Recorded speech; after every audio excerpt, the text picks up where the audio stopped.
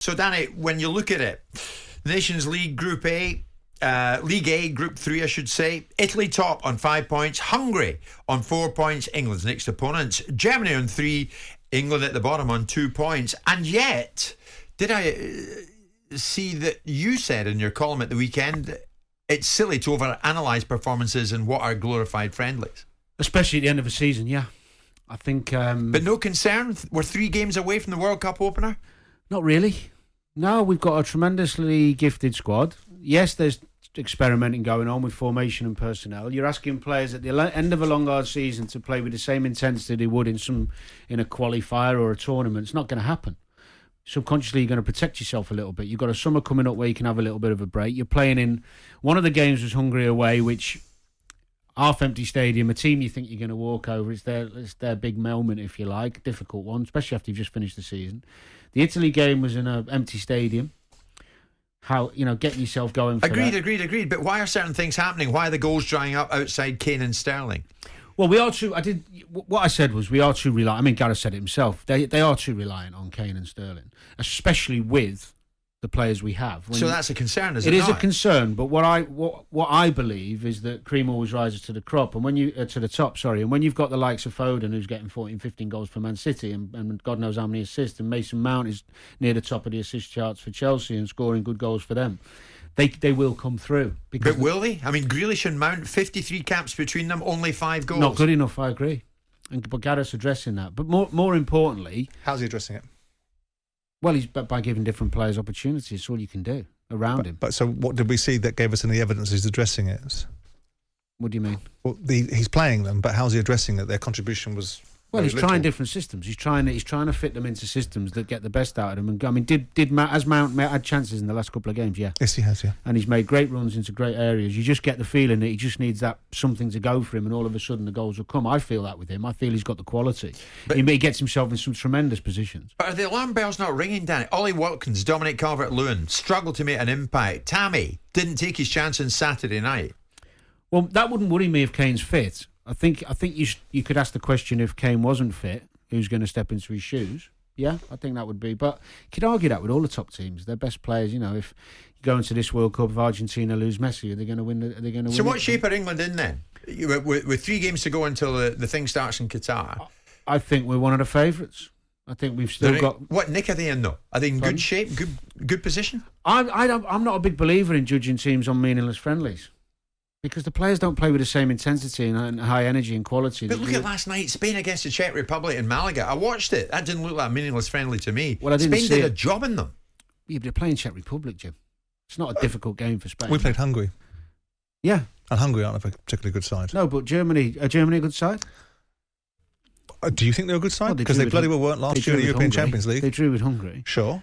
But so doesn't make them a good side, does it? Well, we're deviating from the point. He asked me a question about am I worried about England with being 3 games away and not winning any of the last 3 games? No, I'm not. I still think we've got a super talented squad. We've got a nucleus of the squad who've played in 2 big tournaments and got to semi-final and a final.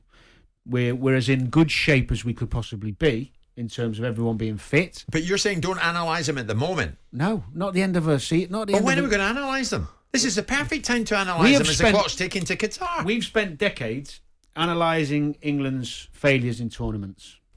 Yep. Now what we do is we want to analyse friendlies, meaningless, glorified friendlies in this Nations League. That's what you think they are. And create a problem. Right. Why don't we just analyse what they've done in the last 2 tournaments? They're a penalty shootout away from winning the Euros, and 1 good performance away from a final in the World Cup 4 years ago.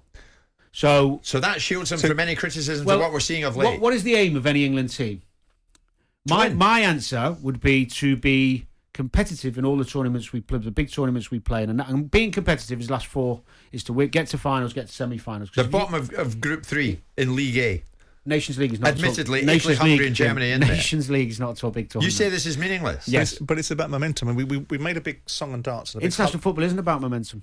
Well, okay, then let's run the argument that we made a big hullabaloo about Italy going into the European Championship, having been unbeaten in 31 games, taking momentum. And who won the European Championship?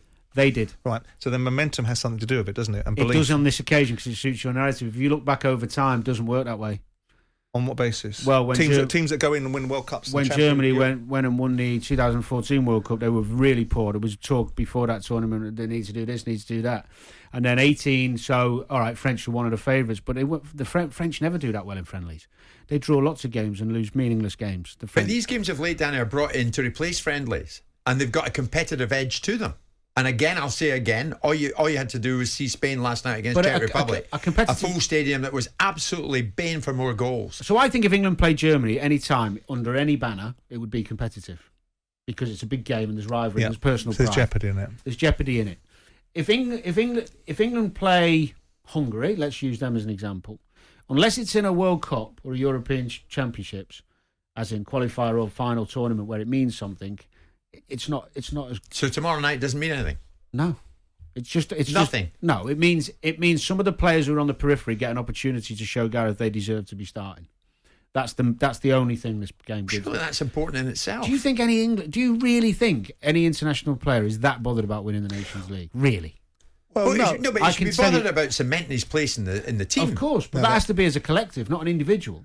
You can't do that individually. But you can have individual performances that shine, and you can have individual moments that give you the quality or the feel that these players are making. There's so many players in these squads that have yet. If we believe that the squad is already settled, then this is all academic anyway. If we know 9% of it is. Then these players can just coast through these games and coast through playing for their country because it's such a wearisome task for them to have to do it at a high level. Did you watch the game? They're not coasting. Well, they're not performing at a level that's giving people the feeling that they're going in. And there is a narrative building up. I don't quite know why it is about Southgate. I'm not a fan of his, but notwithstanding that, there's a narrative building up through the media that and we did something the other day, and I suppose if you ask a closed question, you can get a closed answer. But there was a poll put out on here about people's perception of Gareth Southgate, and 65% of people came back and said they wanted him out of the job, which is surprising. And I know it's a case of what have you done for me lately. And ultimately, the last two tournaments have been a semi-final and a final. I think we should have won at least one of those particular games that they were in, and they didn't. And we're going to a World Cup now where the expectation dial has been turned up. He is now, for the first real time, probably being tipped as someone that should win a tournament rather than someone that should participate and go deep in it. So I don't know what the outcome of that is, but I do think that their performances in these three games shouldn't be something we should explain. If you take away these last few games, because it's the end of a season, all these things, just take away that debate for 1 second.